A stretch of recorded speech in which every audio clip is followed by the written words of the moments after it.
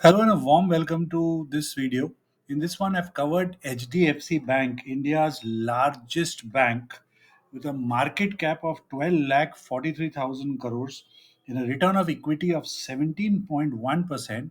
FIIs hold 54%, and this is the company in which no other company in India where FII have such a high percentage of holding. Domestic institutions hold 29.75% of that. LIC holds 4.06% and UTI 1.62%. The public holds a mere 16.14% of the stock. Now, we know that HDFC Bank and HDFC Limited got merged, so there were some changes, and let's now try to understand how it has been so far and what lies ahead for HDFC Bank.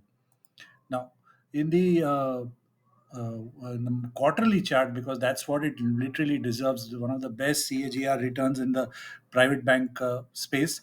And from 1999, we can see a beautiful rally.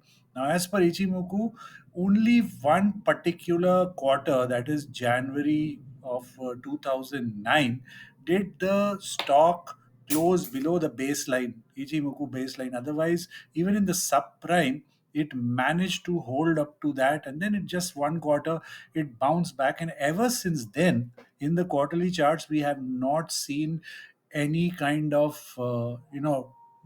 forget breaking. Just one test during the COVID, but that also did not break, managed to pull back and close above it during the COVID time, and after that a smooth rally. Even in the 2022 correction or the 2023 first quarter correction, nothing of that sort, has kept on moving smoothly and rising brilliantly into that. It's an investor's delight, uh, and an Ichimoku investor's delight moreover. Let's have a look at the monthly chart and try to see that how is that fared here. Yes, you can see during the crisis time, it broke the baseline in the monthly, went on to test the cloud and bounce back. Now, this Ichimoku cloud in the monthly also has not been broken once, also, just been tested again in the COVID lows. So, once again, a phenomenal stock from a quarterly or a monthly perspective for a buyer, that every time it comes to a Ichimoku baseline support in the higher time frame, or in these two special cases, subprime and COVID, that cloud support was taken and from where it has bounced. Rarely will you see any large cap stock to do this for a decade, 2 decades like this. Again, a test of the monthly baseline in June 2022, and then smooth, did not even come close to the baseline in August, in the where some of the banks saw a small decline coming. Let's have a look at the weekly chart and try to assess what it looks like here. So in the weekly chart, yes, lower time frame, some testing below the cloud, bounce back did take place. Here we can see that the decline in August saw a sharp recovery because the future Kumo was bullish. The very good Kumo support out here took the turn and started pulling its way back. Now, there I can it still has a bearish TK crossover as per Ichimoku, which will take a little bit more time for it to get bullish. So some kind of pause can come with this flat baseline, which is going to be slightly flat for one more week, and after that for another extended week, little bit flat, not too much flatness expected out of it there. So it might try to stop a big trend emerging both up and down as per the weekly right now. Weekly support, very good one, coming in at 1600 odd levels. Before that, let's have a look at the monthly support, which yeah. So monthly support also at 1500, solid, rock solid support. Let's look at the daily. Now, in the daily, you can see that there was a from November 22 till March 23, it made an Ichimoku Y wave, which is an expanding triangle. That is, the price does a time wise correction, not a price wise depth correction, and that took place. And then we shot out and it pushed out to give us a new high from there. And since then, we saw this decline in the stock, slightly pushing its day down. Like I said, the weekly baseline is not yet ready to take off, flattish.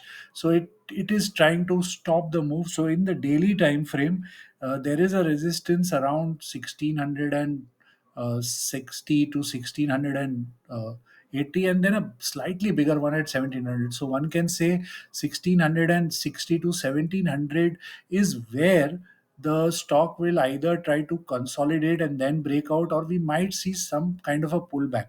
Now, because the future Kumo in the daily is quite bearish right now, a pullback could lead to a major support at 1600. That's a solid support as per Ichimoku.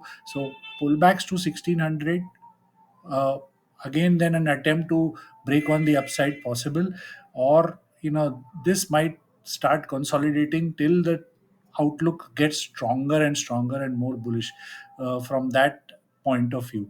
Now let's have a look at the hourly and try to judge it. Hourly's had a smooth run. The whole market has had so far in the September series a very smooth run. Resistance coming in, yes, you can see out here 1670. This is where the stock got rejected while trying to bounce back. 1670, 1660, 1650. So this kind of a resistance matching up with the daily time frame also, which could see some, it will require a very strong move to break above this line. And if 1635 does not hold on an hourly basis, it might push its way down to 625 to 1600, 10 odd levels. Future Kuma quite bullish out there. So a sharp decline could again see a, supposing a gap due to some news, we have a quick decline that could again see a very fast bounce back happening in that case. So keep going to keep those levels in mind, 1600 to 1620 as major support zones, and resistance from 1660 to 1700 in case it tries to push its way up before that. Now if 1600 does not hold, like I said, there is a weekly support coming in at 1590 to 1560, and monthly also. So from a long term perspective, it still looks like a fantastic bank, unless 1500 gives way. Then yes, then that as per its past record, whenever the baseline has given way, it tends to then push its way down towards the cloud, which is 1375 to 1200. But until it's holding, there is, from an investor's point of view, there is no such panic required to look at it from that angle. Look at the fantastic flat baseline support at 1470 also in the stock, but that's a bit far away for the time being. Let's look at it from a much closer angle of the supports, which I've already marked for you: 1600 to 1620, the immediate short term resistance also. Now Lord, let's look at a further the upside. Now that we know that 1600 does not hold, that it could then slowly slide down to much lower levels. Now let's try to understand what are the upside levels for the stock going forward. Now, as per the Ichimoku price theory, there are four possible targets from the COVID lows out here. This is a March 2020 COVID lows. From there, the first target has already been achieved. The first potential target, the stock at 1765. It's an approx target, need not be absolutely to the point. Because this is weekly, you need to give it a little bit of tolerance, but that has been achieved, and we can see the high was 1757. Now after that we had a pullback. Now for major aggression in the stock will could happen if it, first 1700, like I said, above that this 1765 if taken out, the next major resistance, the next Ichimoku price theory target comes near 2000, and then 2125. These are the next two on the upside which are possible for the stock. And up after that there's a huge one at 2500. Of course this is a very higher time frame target, not a short term one, so one has to prepare for each move accordingly in the stock, not otherwise like that. So, a disclaimer before I conclude the analysis: this is not a trading advice, it's a pure educational video based on the study of Ichimoku. whatever decision you take, please do your study thoroughly before getting into the trade, and always respect your stop loss and manage your risk properly. Now, the like to summarize it, short term 1600 1620 support, if that cracks, then we might see the pull down to 1500. 1500 does not hold due to any global queue or banking crisis or anything like that.